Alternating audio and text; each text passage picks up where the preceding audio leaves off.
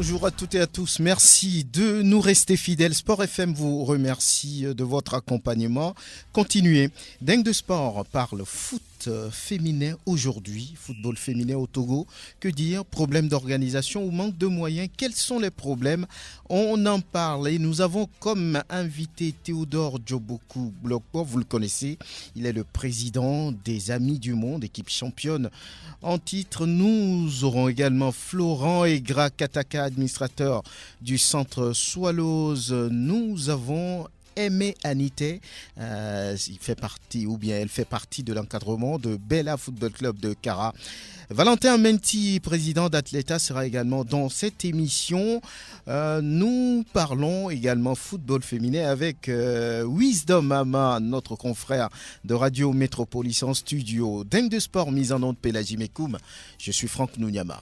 Oui, le message d'Onel Biati pour ouvrir cette émission. Elles sont les flammes du monde. Chaque femme est une étoile brillante dans le ciel. C'est le message qu'il passe, le chanteur togolais aujourd'hui aux États-Unis. Voilà, c'est bien choisi pour commencer cette émission puisque nous parlons foot féminin avec des invités en studio. Théodore Djoboku Blokpo, président des Amis du Monde. Bonjour, bonne arrivée. Bonjour Franck.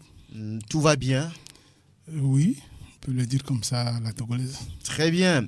Aimé Anité, rapprochez-vous du micro de l'encadrement de Bella Football Club de Kara. Merci d'être en studio. Bonjour. Bonjour à vous et merci. Nous avons le confrère Wisdom Ama de Métropolis. Merci. Oui, bonsoir Franca, bonsoir à tout le monde autour de cette table. Je salue fidèlement ceux qui nous prêtent oreille attentive. Et en face de lui, Florent Egra Kataka, que vous connaissez bien, administrateur du centre Swallows. Merci d'être en studio. Bonjour. Bonjour, bonjour à tous les auditeurs de Sport FM. Voilà, et à toutes les académies du football du Togo. Voilà. Théodore Blokpo, que dire du foot togolais féminin aujourd'hui? Bon, tout dru comme ça, c'est vaste, hein, parce que on peut dire qu'on s'inquiète. Pourquoi il y a eu cette inquiétude? Inquiétude parce que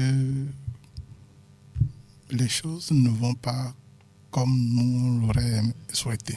Vous avez le championnat, vous avez eu des compétitions comme le tournoi UFOAB à Abidjan à 2 reprises. Est-ce que ce n'est pas des choses qui pourraient concourir à développer ce football-là?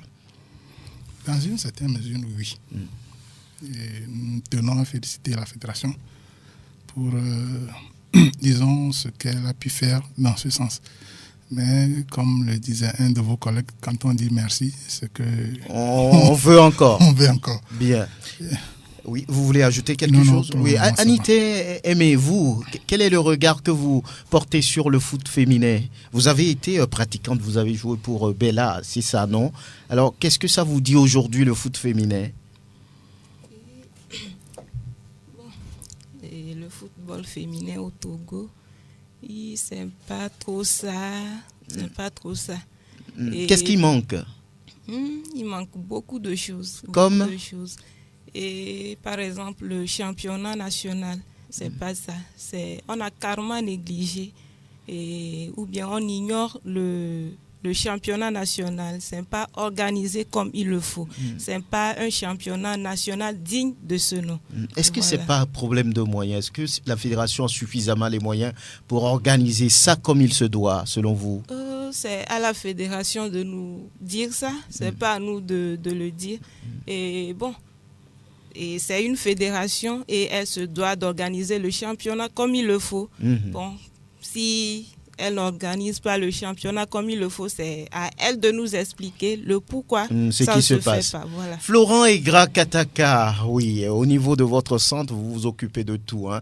Vous faites le basket, vous faites le football et notamment le sujet du jour, le foot féminin. Globalement, qu'est-ce que ça vous dit? Ça avance, ça stagne, ça marque le pas, le foot féminin ici au Togo? Globalement, on peut dire que ça avance. Ça avance dans quel sens? Plutôt beaucoup plus au niveau de l'investissement des acteurs. Je parle d'acteurs, je parle des clubs, des académies, des centres de formation. Ça avance parce que les mentalités aussi ont changé.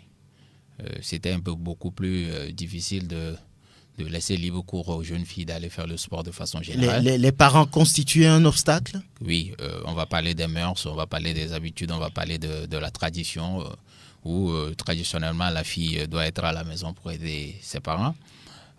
Traditionnellement, on a considéré aussi le sport comme beaucoup plus masculin. Et donc, on ne laisse pas vraiment beaucoup de place aux jeunes filles de pouvoir pratiquer. Et de surcroît, le football, qu'on considère carrément masculin. Et donc, on dit une fille en culotte, déjà, c'est une sorte de dépravation des mœurs. Et donc, ça a créé beaucoup de limites donc, à cette pratique. Donc maintenant il faut aller au-delà de ces considérations. Oui, mais ce que j'ai dit, c'est que les gens sont déjà allés au-delà. Je comprends bien parce que la situation aujourd'hui, elle est beaucoup plus détendue qu'avant. Monsieur Gloucor le dira, et ceux qui l'ont pratiqué d'antan, les parents sont beaucoup plus ouverts aujourd'hui à laisser les jeunes filles aller jouer au football. Il y a beaucoup de facteurs qui ont concouru à ça, notamment donc l'essor donc du football féminin mondial. Le mondial d'abord féminin, ça attire beaucoup plus de spectateurs qu'avant.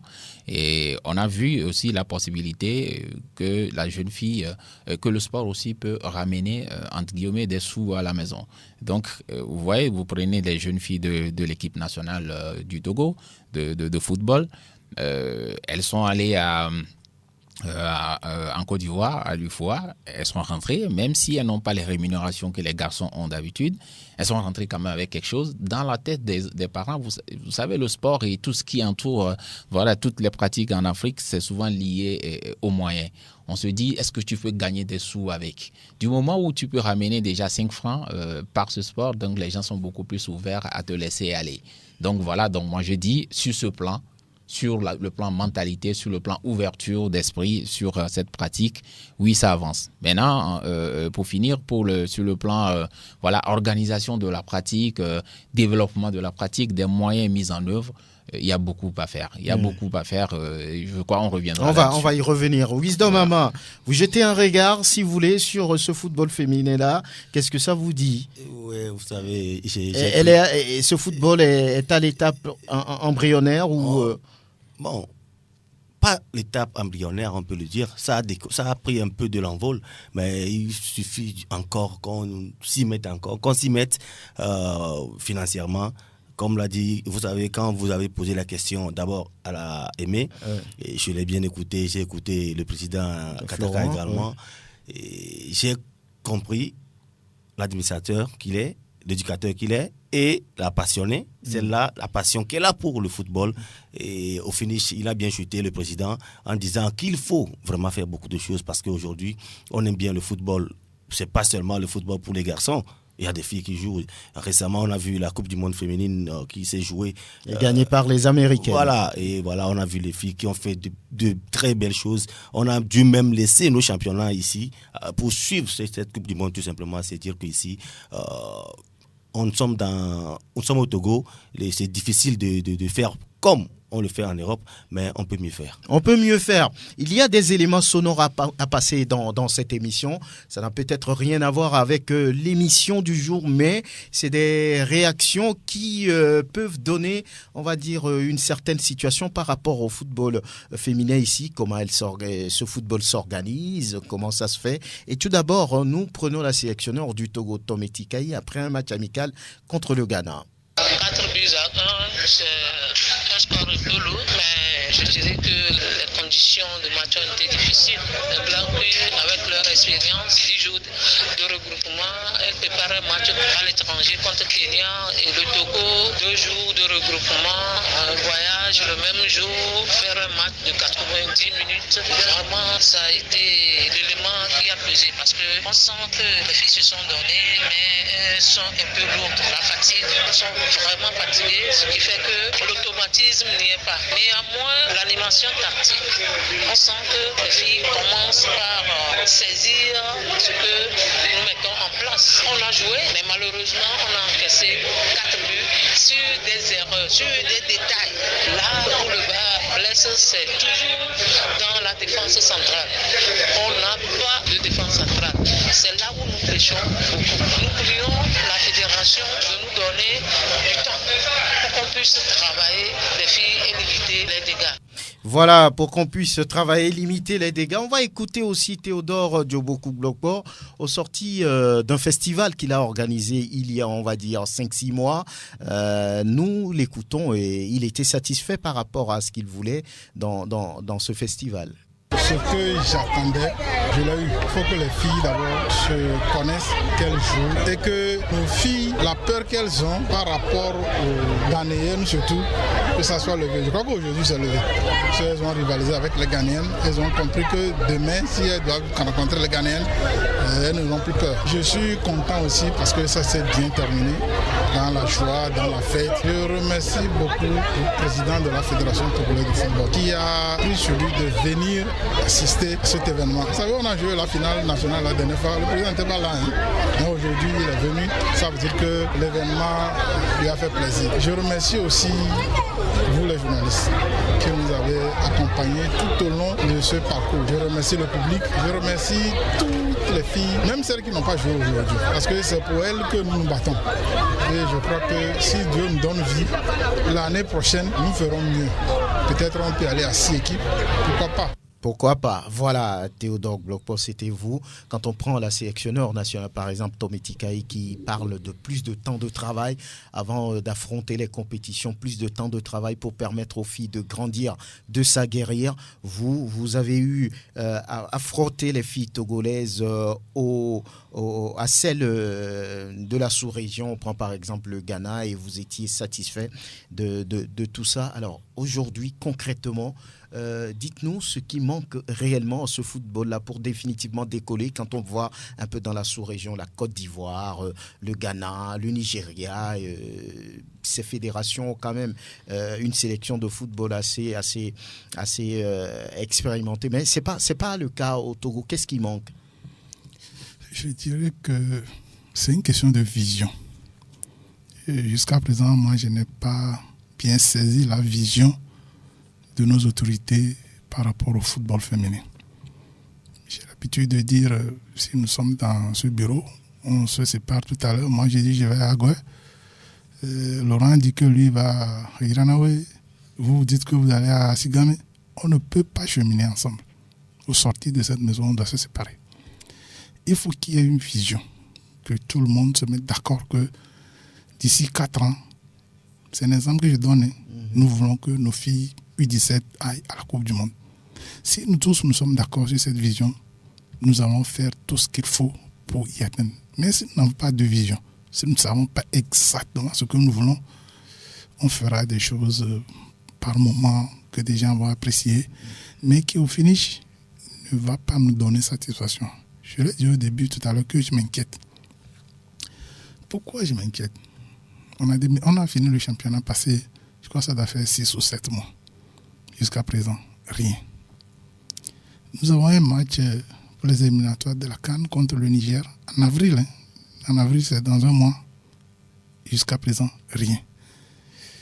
Or, la visibilité de notre football féminin passe nécessairement par l'équipe nationale.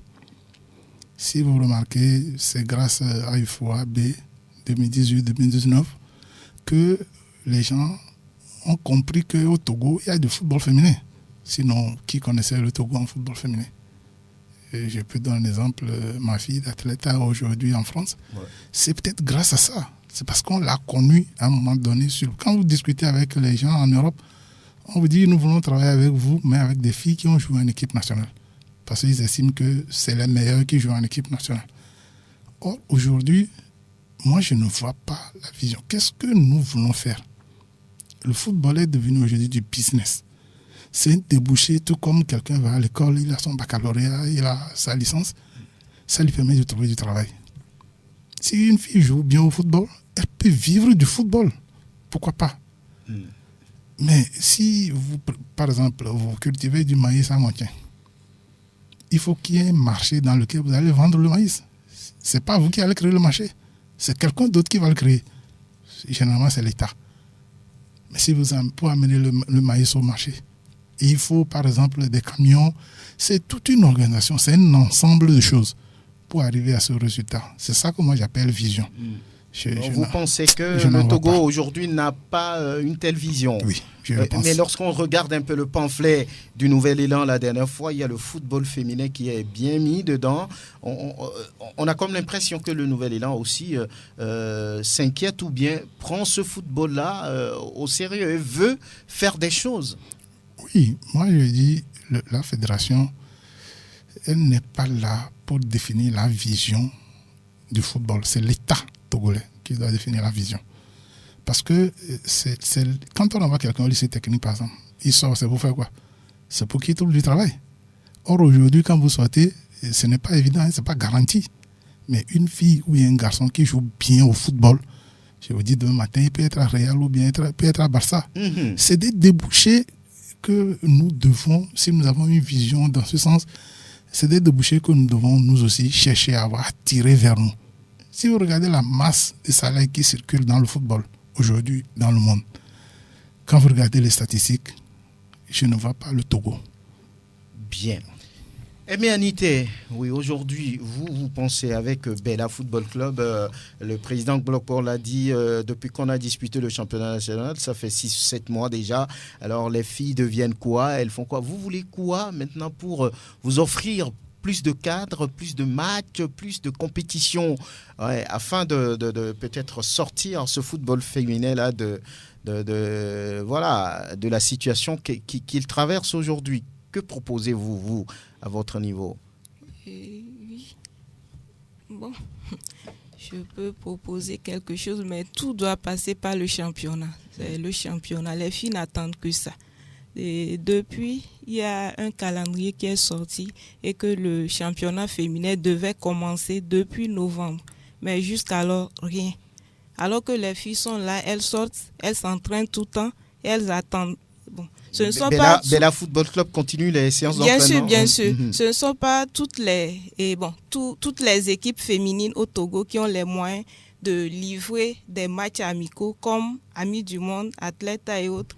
Donc, à chaque fois, faire des entraînements, ça n'arrange pas. Bella Football Club là-bas n'a pas d'autres sparring partners, par exemple, pour s'entraîner. Il n'y en a pas. Vous avez du mal à trouver des clubs avec... On s'entraîne, c'est ce que je dis. On s'entraîne tout le temps. Mais les entraînements seuls ne suffisent pas. Les filles attendent qu'on dise qu'il y a des matchs. Donc, pour... je ne sais pas comment le dire. Et pour que les entraînements, aient leur sens. Voilà. Il faut s'entraîner pour aller... c'est ça. Il faut s'entraîner pour jouer des matchs. Pas s'entraîner à chaque fois, les filles seront fatiguées. Donc, s'il y a les moyens, et elles pourraient livrer des matchs amicaux, mais ce ne sont pas toutes les équipes qui ont des moyens pour le faire. Voilà. Wisdom Mama, vous, la situation, le décor, il est planté, des difficultés, pas de match. C'est vrai que pour disputer des matchs amicaux, ça, c'est pas l'affaire de la fédération. C'est les clubs eux-mêmes qui doivent trouver des sparring partners. Et puis d'autres, il se pose forcément le problème de moyens pour ces clubs-là. Oui, aujourd'hui, comment aller au-delà? Comment arriver quand même à se sortir de ces difficultés-là? Oui, partant de là, permettez quand même que je félicite toutes ces bonnes volontés, ces responsables de clubs, ces présidents qui ne cessent de faire ce qu'il faut pour qu'au moins leur petite organisation, c'est-à-dire le club et les filles surtout, puissent s'entraîner chaque jour que Dieu fait et faire quelques matchs. Le président Gbagbo est là, on sait dans quoi il passe pour organiser ces matchs. Moi, je dis aujourd'hui, comme il a dit, la vision où ça doit émaner de l'État, le gouvernement doit dire je veux tel pour le sport. Il faudrait quand même, c'est pas pour rien qu'on a un ministre des Sports. La fédération vient quand même pour chapeauter tout et essayer de planifier, d'organiser les choses. Maintenant, tout ça, il y a manque. Qu'est-ce qu'on demande? Que des compétitions. C'est ce que Anité vient de dire. C'est difficile d'avoir des compétitions. Aujourd'hui, on parle du football féminin et on ne doit pas le négliger. Mais je pense quand même que côté masculin également, le football de jeunes a disparu. Qu'est-ce qu'il faut? Le planning de ce nouvel élan nous dit clairement qu'ils ont envie de faire mieux, de faire ce qu'il faut, essayer d'aller au bout de ce qu'ils ont dit comme objectif. Oui, mais il faut encore qu'il pose les pas.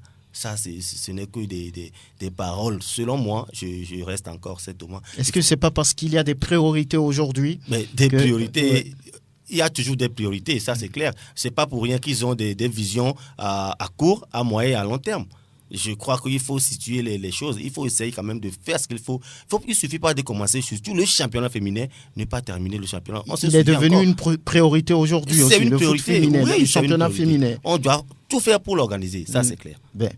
Voilà, Florent Kataka, Swallows à côté de Amis du Monde, c'est pas la même chose, mais vous arrivez quand même à imposer ce club qui est quand même jeune. On a vu Swallows sur certaines compétitions, certains tournois. Oui. Aujourd'hui, comment arrivez-vous à encadrer tout ça? Comment gérez-vous votre équipe de football féminin? Dites-nous un peu comment ça se passe au niveau de Swallows.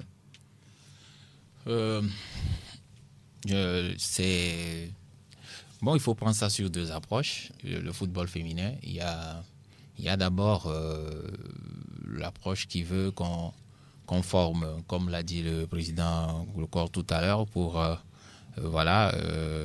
intéresser les sélectionneurs, ensuite être visible et ensuite aller jouer dans les championnats extérieurs. Et il y a l'approche aussi formation de façon générale. Et c'est cette approche-là que nous avons choisi. Nous avons choisi de construire la jeune fille dans son ensemble. Et nous savons que le sport véhicule beaucoup de valeurs. Et donc, à travers le football, nous essayons de permettre à ce qu'elle s'épanouisse.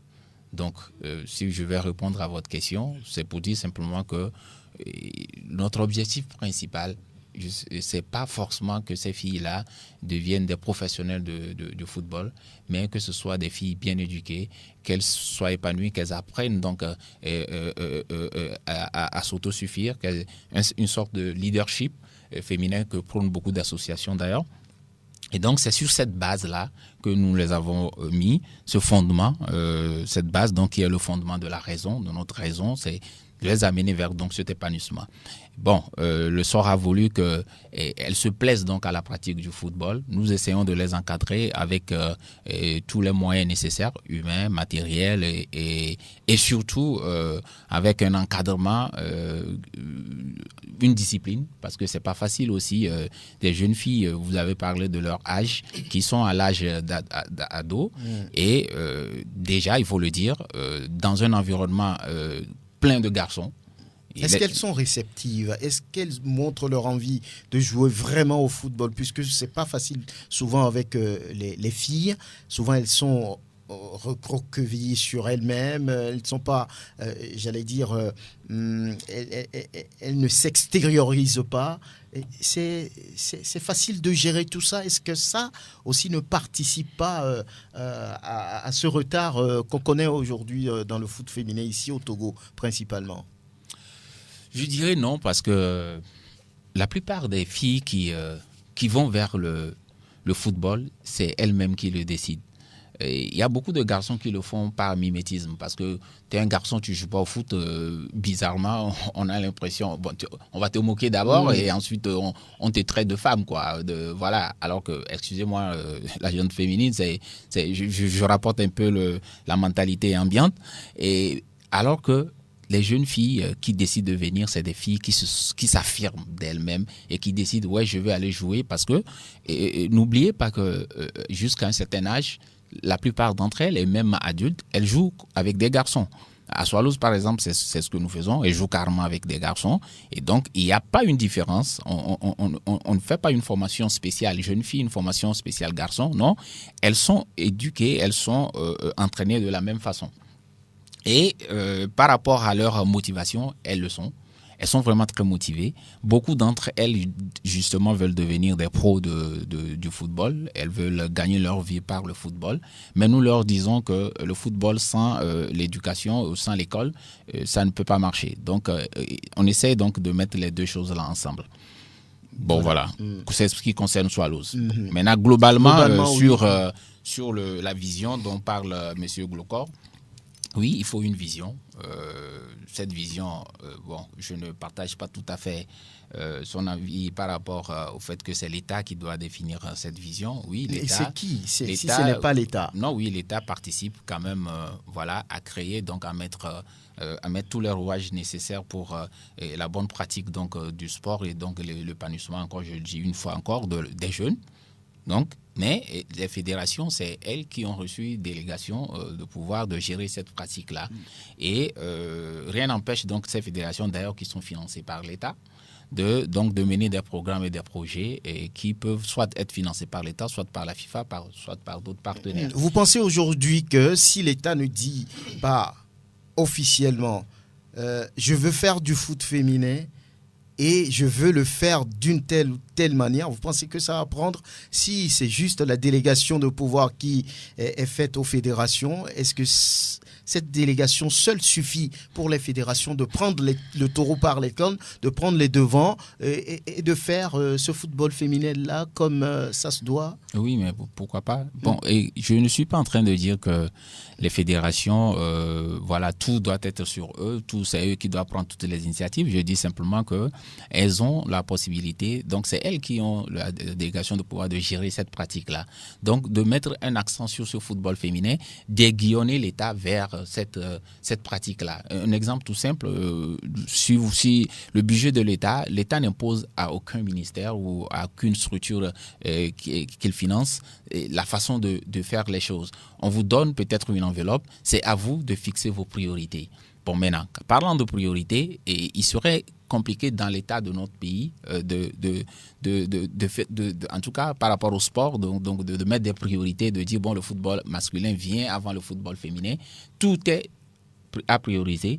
On doit essayer un tant soit peu je ne veux pas dire satisfaire, mais quand même de faire de sorte que chaque rouage puisse être touché. Il a parlé du football des jeunes et le football féminin, le beach soccer aussi. Il y a beaucoup de ces pratiques-là, même les petits poteaux, et on peut penser aussi à eux. Donc il y a de ces pratiques, on doit penser à tout cela.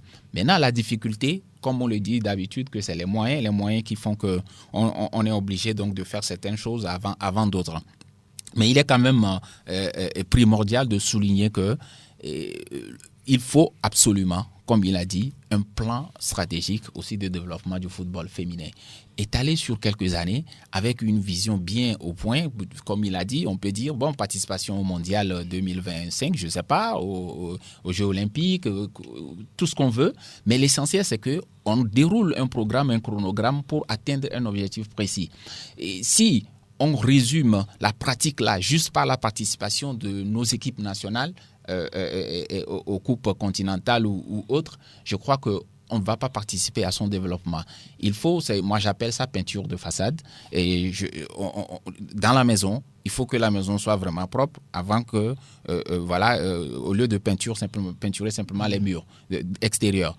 Il est important, primordial, parce que oui, on va être visible, oui, on dira le Togo pratique le football féminin, mais est-ce que nos filles se développent pour autant? Est-ce que leur pratique se développe pour autant? Oui, on va être visible, comme le dit Goulokor, mais le fait d'être visible ne veut pas dire forcément que ça va attirer les recruteurs. Aujourd'hui, on n'a qu'une seule qui a pu partir. On peut avoir 4, 5, 6, 7 si on met l'accent vraiment sur le championnat local, comme il a dit, mais aussi qu'on mette l'accent sur les structures qui forment. Ces structures qui forment là, même si elles le font de façon indépendante, elles ont besoin d'assistance. Cette assistance n'est pas forcément financière. La formation des éducateurs, les dons de matériel et par exemple, leur faciliter certaines choses. Vous imaginez, il fait du football féminin, je fais du football féminin. La fédération peut décider que tous ceux qui veulent faire la promotion de ce football-là, ce n'est pas une question de moyens ni d'État. Et voilà, les terrains qui sont disponibles, nos terrains, vous ne payez pas avant de les utiliser pour organiser peut-être quelque chose. Mais vous imaginez, à chaque fois que nous organisons des choses pour faire la promotion de ce football-là, nous payons pour louer les terrains, etc. Donc, il y a de ces facilitations-là qui peuvent contribuer donc au développement de ce football féminin. Voilà. On va vous réécouter encore sur un tournoi que vous aviez organisé il y a quelques mois et nous écoutons Florent Kataka. C'est simplement la promotion du football féminin. On va parler du football à la base et on va parler du football féminin. C'est les deux ensemble. Et vous avez vu, c'est beaucoup plus. On a donné la chance, on l'a fait sous forme de la formule olympique. La chance aux jeunes filles moins de 20 ans et avec 2 ou 3 expérimentés pour encadrer l'équipe et donc permettre à ce que ces jeunes filles-là soient compétitives, aient l'occasion de se confronter les unes aux autres et tout simplement de s'amuser à travers le football. Qu'est-ce qui motive le choix de ces équipes qui ont participé à ce tournoi? Un choix fortuit, un choix qui n'est basé sur aucun critère. Simplement, on essaie de diversifier. Vous savez que c'est la 4e édition. C'est un événement que le Centre Swallows organise en collaboration avec l'ensemble ou certains des Togolais vivant à Berlin, précisément à Brandenburg. Et chaque année, nous choisissons des équipes féminines pour se challenger et pour s'amuser simplement. Donc, cette fois-ci, nous avons choisi des équipes qu'on n'a jamais rencontrées ou leur donner aussi l'occasion de participer à cette fête. Voilà, Florent Igra Kataka sur un tournoi organisé, toujours pour permettre la promotion du foot féminin. Théodore Blockport, quelle peut être aujourd'hui cette chance-là pour le football féminin ici? Est-ce qu'il faut mettre plus de moyens? Est-ce qu'il faut mettre plus de compétition pour permettre justement à ces filles-là de pouvoir s'exprimer? Chaque fois, il y a un championnat qui se fait en 2 zones. Est-ce que c'est la bonne formule pour ce football-là de pouvoir vraiment éclore, de pouvoir se développer? Je dirais que ce seul championnat ne suffit pas. Dans la mesure où moi j'ai déjà fait un projet que j'ai envoyé à la fédération. Dans ce projet, j'ai mis un certain nombre d'objectifs. D'abord, si vous regardez la cartographie des compétitions qui se déroulent actuellement dans le cadre du football féminin, que ce soit au niveau de la CAF ou au niveau de la FIFA, la CAF pour le moment n'organise que des compétitions seniors pour les filles, c'est la CAN. C'est la FIFA qui est allée plus loin, organiser des compétitions seniors, juniors, cadets pour les filles. Et c'est à travers ces compétitions qu'on peut avoir de visibilité. C'est de ça, moi, je parlais de visibilité. Or, aujourd'hui, nous ne nous intéressons qu'aux seniors. Ça veut dire que nous-mêmes, de fait, nous nous sommes mis de côté les compétitions juniors et compétitions cadettes. Je crois que pour y arriver, il faudrait revoir la façon de faire le football féminin, celui dont je parle. C'est-à-dire, qu'est-ce que vous mettez dans ça? C'est-à-dire un championnat D1 qui se jouera avec des filles seniors, un championnat D2 qui se jouera avec des filles juniors, un championnat D3 qui se jouera avec des filles cadettes. Aujourd'hui, il sera difficile de trouver tout de suite les clubs de ces carrures-là. Mais le fait de le faire cette année, l'année prochaine, vous verrez que d'autres clubs aussi vont s'intéresser à faire des cadets. Et c'est de là que va arriver la formation proprement dite. Aujourd'hui, je crois qu'il y a Swallows qui fait la formation des jeunes. Amis du Monde aussi en fait. Mais ce n'est pas la même chose partout. Or, il y a des filles d'ici jusqu'à Tandjouaré. Il faudrait qu'on amène les gens à vouloir s'intéresser à ces compétitions-ci. Ce que vous venez d'évoquer fait partie du projet que vous avez déposé à la fédération? Oui. Mais est-ce que la fédération aujourd'hui, sincèrement, a les moyens pour organiser ces 3 catégories dont vous avez parlé? Moi, je ne peux pas répondre à leur place. Mais la demoiselle l'a dit tout à l'heure, c'est à la fédération de voir comment organiser. Et Florent l'a dit, ce n'est pas seulement une question de moyens. Quand je parlais de vision, vous dites aujourd'hui, quand une équipe senior va jouer, par exemple Amis du Monde, même s'il y a des petites filles d'Amis du Monde de 15-16 ans qui sont talentueuses, on ne va pas les aligner parce que nous, on veut gagner. Donc, ces filles vont attendre jusqu'à avoir 20, 21, 22 ans avant de commencer à jouer. Qu'est-ce que vous croyez? Elles ne pourront pas être aussi compétentes que si elles avaient commencé à jouer leur compétition très tôt, se familiariser. Je vois des gens qui arrivent en équipe nationale, c'est là-bas où ces filles se connaissent en équipe nationale, senior. Non, ça, c'est quelque chose qui doit monter ensemble. C'est des filles qui se connaissent depuis cadet, qui sont arrivées en junior, qui sont arrivées en senior. Moi, je pense que c'est comme ça qu'il faut voir la chose. Donc la seule chance pour le foot féminin aujourd'hui, c'est d'avoir beaucoup de compétitions, oui. C'est de partir à la base, et c'est ça. Oui, parce que moi, j'ai fait l'expérience, je le dis souvent, ça fait longtemps que je fais ce truc. Si vous allez aujourd'hui à Ami du Monde, vous pourrez trouver au moins 4 équipes cadettes. À l'heure où je vous parle. Mais ces filles n'ont pas de compétition. Elles ne jouent pas. Quand nous, on va jouer senior, on ne va pas les aligner. Ça, soyez sûr. Même s'il faut aller chercher une fille au Ghana qui pourra nous jouer latéral pour nous, on en a besoin parce qu'on veut gagner. Donc, je crois qu'il faut qu'on réfléchisse sérieusement sur où nous voulons. Si nous voulons aller à la Coupe du Monde en 2025, c'est maintenant que nous devons commencer à préparer les U15, les U13. Pourquoi on en arrive là? On n'est pas obligé de faire un championnat national pour les U17. Hein. On peut faire des championnats régionaux, Ligue du golf, Ligue maritime. Et puis peut-être à un moment donné regrouper les meilleurs dans un tournoi national quelque part. Mais si on ne le fait pas et qu'on s'occupe seulement de la T1, il arrivera un moment où on n'aura même plus de joueurs. N'aura rien. Non, ça c'est MNIT, oui. Bella Football Club souffre vraiment. Les compétitions manquent. Alors, vous attendez forcément le prochain championnat? Oui, forcément, c'est ça que nous on attend. Oui. Alors, que faites-vous? Vous avez parlé de séances d'entraînement. Au-delà de tout ça, est-ce qu'aujourd'hui, Bella Football Club a les joueuses qu'il faut, a les moyens pour vraiment soutenir sa vision, qui est celle-là de pouvoir devenir peut-être un grand club du Togo, comme Amis du Monde, comme Atleta et comme Swallows, comme d'autres? Et je profite de cette occasion pour saluer les dirigeants de Bella FC. Ils font de leur mieux quand même pour y arriver. Bon, il nous faudra un peu de temps pour atteindre l'organisation de Amis du Monde et de Atleta. Voilà.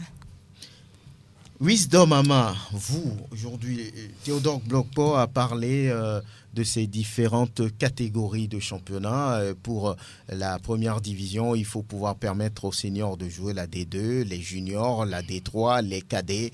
Et il trouve que c'est la seule chance pour le développement du foot féminin ici. Vous êtes d'accord avec ça? Et au même moment, on parle de problèmes de moyens, problèmes de visibilité. Le foot féminin n'est pas aussi, on va dire, médiatisé comme celui masculin. Il y a tous ces paramètres-là à prendre en compte. Oui, vous savez, quand on veut développer le football, tout ce qu'il a cité, c'est ce qu'il faut faire.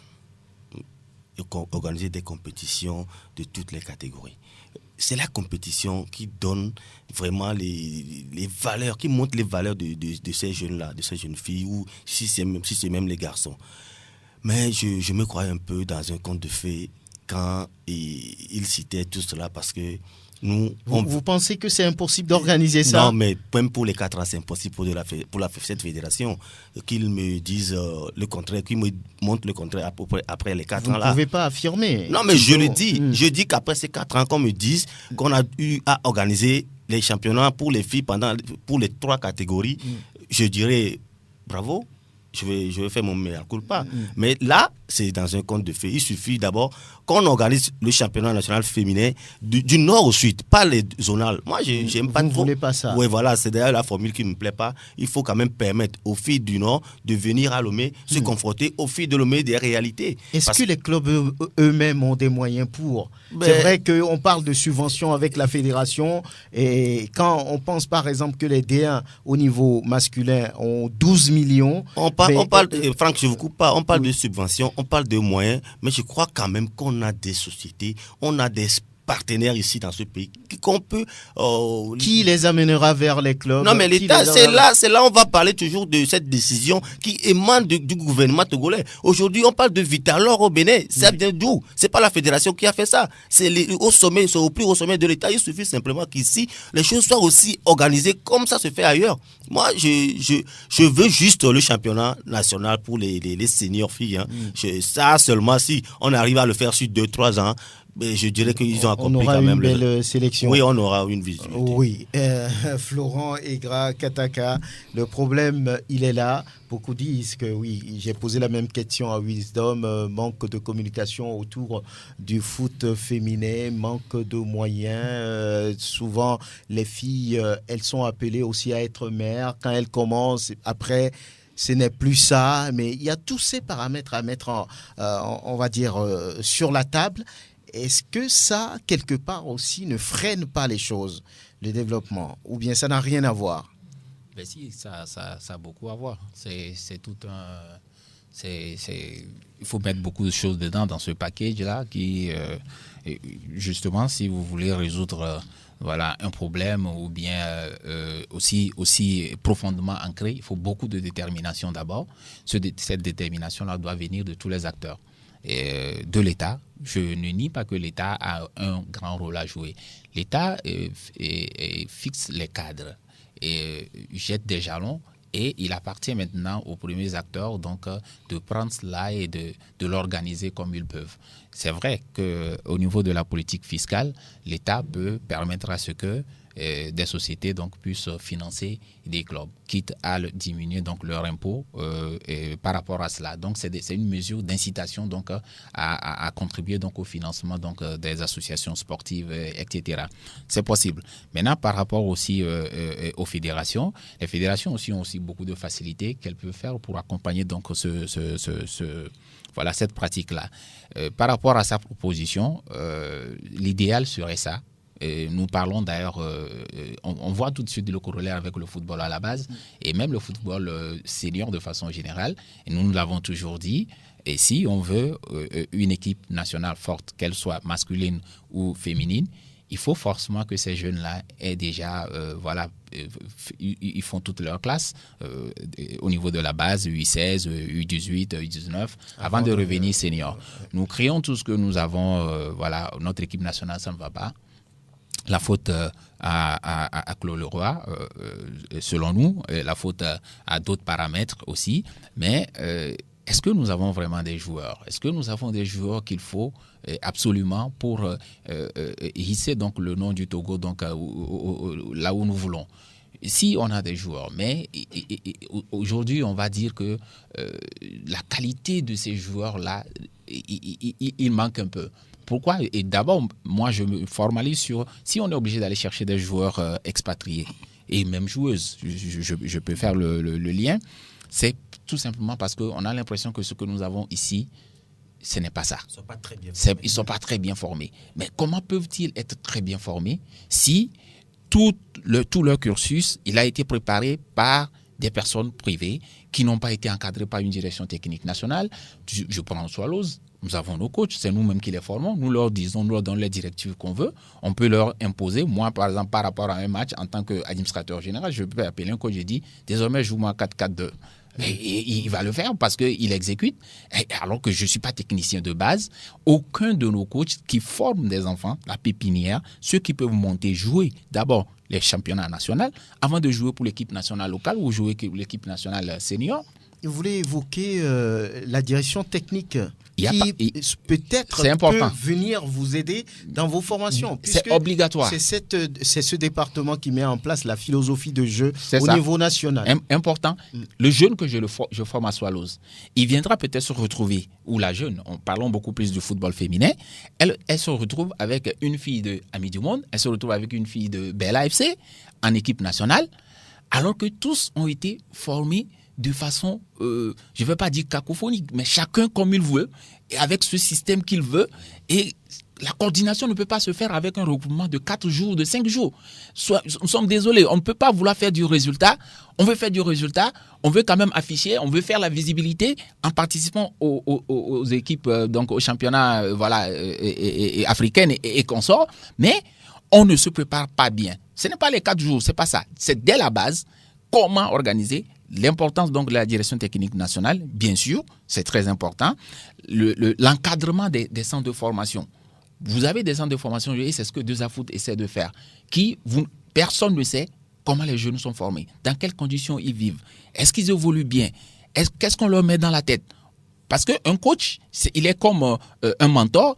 Il peut dire tout ce qu'il veut. Un coach, il peut forger un jeune en lui donnant peut-être des préceptes qui ne sont pas nécessaires pour notre pays ou bien pour notre football.